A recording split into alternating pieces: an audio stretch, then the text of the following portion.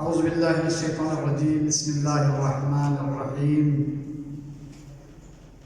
الحمد للہ الذی لا يبلغ مدحته القائلون ولا يحصي نعماءه العادون ولا يؤدي حقها المجتهدون الذي لا يدركه بعض الهمم ولا يناله غوص الفتن فطر الخلائق بقدرته ونشر الرياح برحمته وودد بالسحور ميدان أرضه ثم الصلاة والسلام والتحية والإكرام على سيدنا ونبينا وحبيب قلوبنا وشفيع ذنوبنا جد الحسن والحسين أبي القاسم محمد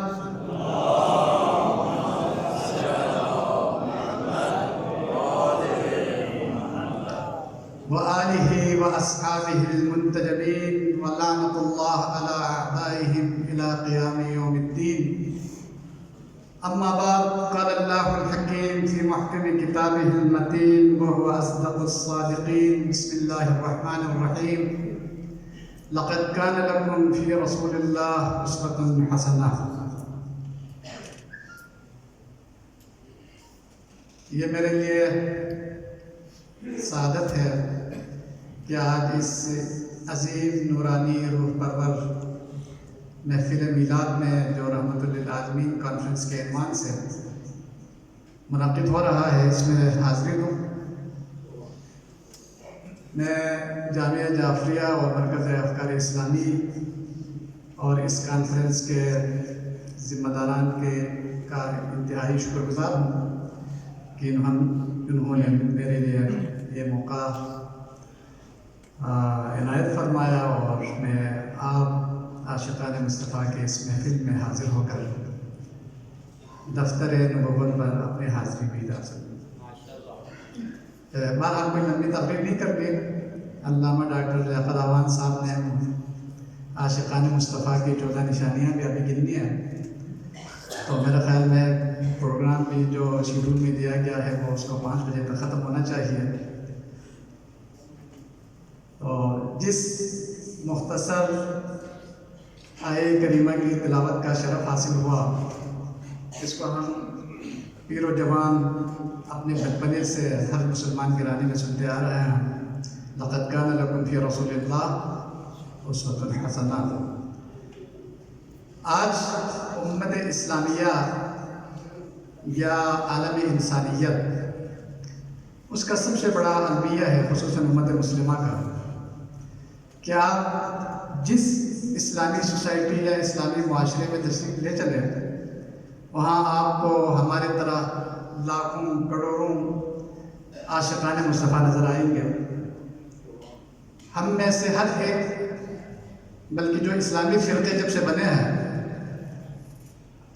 جن کا تعلق جس فرقے سے بھی ہو، چاہے وہ کلامی فرقے ہو یا فقہی فرقے ہو، سب کا دعویٰ اس بات پر ہے کہ ہم ہی اللہ کو ماننے والے ہیں اور ہمارے علاوہ باقی مرتد ہے، مشرک ہے، پتہ نہیں کیا کیا ہے. اسی طرح ہم ہی عاشق مصطفیٰ ہیں. ہم میں سے ہر ایک کا جھگڑا یہی ہے کہ وہ اپنے عشق و محبت کے دلائل کے انبار لگا لیتے ہیں کہ ہم ہی عاشق مصطفیٰ ہیں. یعنی ہم نام مصطفیٰ پر اپنی جان دینے کے لیے تیار ہیں، لیکن ہم میں سے کوئی فرامین مصطفیٰ پر، سیرت مصطفیٰ پر اور تعلیمات مصطفیٰ پر چلنے کے لیے تیار نہیں ہے. میرا خیال ہے اگر آج کے اس عظیم روح پرور پروگرام سے ہم صرف یہی درس لے کر اپنے گھروں کو واپس چلے کہ ہم نے عشق مصطفیٰ کا اظہار اپنے نعروں کے ساتھ، اپنے اشعار کے ساتھ، اپنے مدائح کے ساتھ، اپنے طوفانی تقریروں کے ساتھ، ہم نے اپنے کردار اور عمل میں بھی ہم نے عاشق مصطفیٰ ہونے کا ثبوت دینا ہے. اور جس طرح عشق مصطفیٰ کا اظہار زبان سے میرے اور آپ کے اوپر واجب ہے، یقیناً واجب ہے عشق مصطفیٰ کا اظہار، لیکن ظاہر بات ہے جب اس کا اظہار آپ کی زبان سے واجب ہو تو عملی اظہار اوجب ہے، یعنی وہ واجبات میں سے بھی سب سے بڑا جو واجب ہے وہ عملی اظہار ہے۔ آج ہم اپنے معاشرے کو دیکھیں، ایک تو میرے اور آپ کے لیے بحیثیت مسلمان یہ انتہائی شرمندگی کی بات ہے کہ آج 1400 سال بعد ہم محفلیں سجائیں صرف اس لیے کہ ہم یہ تاثر دیں کہ ہم مسلمان ہیں، حضور کے کلمہ گو ہے، اور چونکہ حضور اکرم صلی اللہ علیہ وآلہ وسلم کی زندگی میرے لیے اسوہ حسنہ ہے، لہٰذا ہم تمام مسلمانوں کو مل بیٹھ کر رہنا چاہیے، اور اس کے اظہار کے لیے ہم ایسے کانفرنس اور پروگرام سجاتے ہیں۔ یہ بعنوان یا بحیثیت مسلمان میرے اور آپ کے لیے انتہائی شرمندگی کی بات ہے۔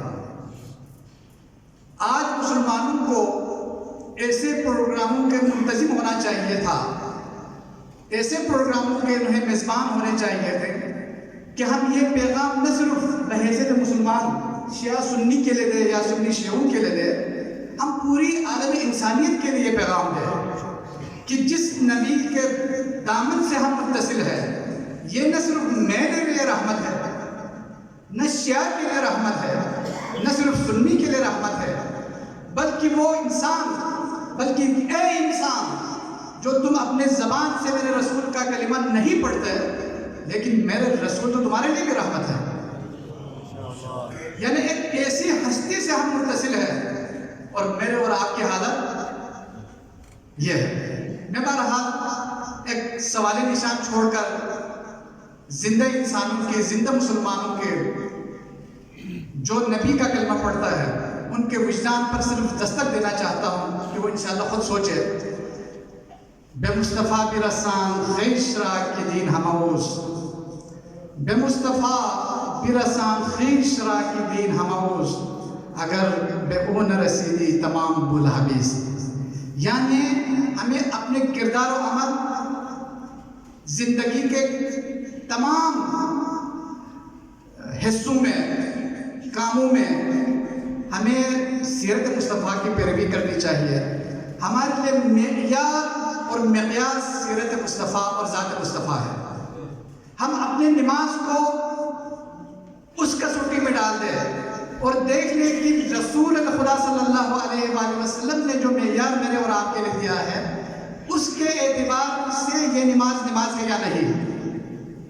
ہم اپنے روزوں پر فخر نہ کریں، بلکہ ہم اپنے روزوں کو، اپنے عبادتوں کو رسول خدا کی زندگی میں لے جا کر اس کسوٹی میں ہم پرکھیں اور دیکھیں۔ آپ دیکھتے ہیں کہ تاریخ اسلام میں خوارج کا جو فرقہ گزرا ہے، ان سے بڑا کوئی نمازی اس زمانے کی تاریخ میں نہیں دیکھی۔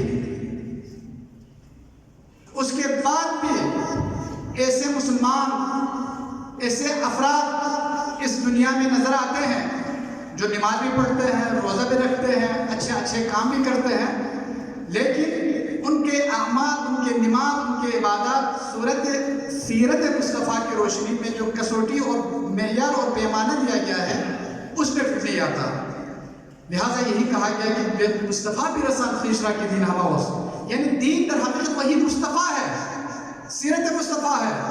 قرآن ایک قرآن ناطق اور ایک قرآن صامت، جو 30 سپاروں پر مشتمل قرآن ہے وہ قرآن صامت ہے، لیکن مصطفیٰ کی ذات در حقیقت بولتا قرآن ہے۔